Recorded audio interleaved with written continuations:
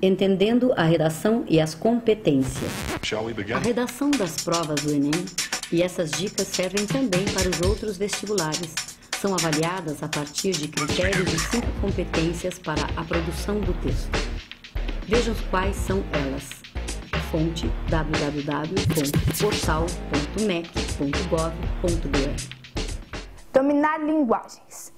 Dominar a norma culta da língua portuguesa e fazer uso das linguagens matemática, artística e científica e das línguas espanhola e inglesa.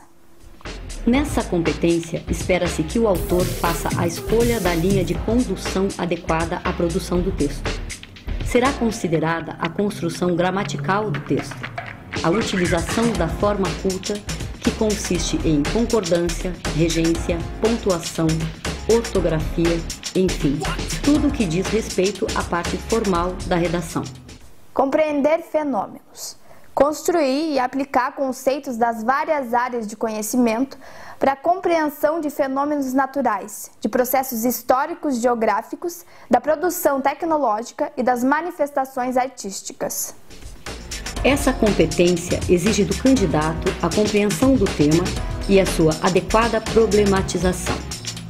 Para cumprir essas exigências, o texto deve analisar, interpretar e relacionar fatos, dados, informações e conceitos, em defesa de um ponto de vista. Enfrentar situações-problema. Selecionar, organizar, relacionar, interpretar dados e informações representados de diferentes formas.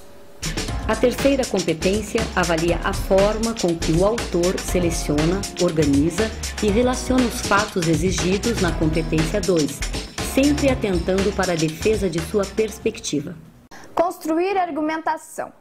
Relacionar informações representadas em diferentes formas e conhecimentos disponíveis em situações concretas para construir argumentação consistente. Essa competência avalia os recursos que o candidato utiliza para a sua argumentação, a forma de articulação de seus argumentos, as opiniões selecionadas e os mecanismos linguísticos utilizados na construção das frases, como coesão, pontuação, conectores, tempos verbais, etc. Elaborar propostas.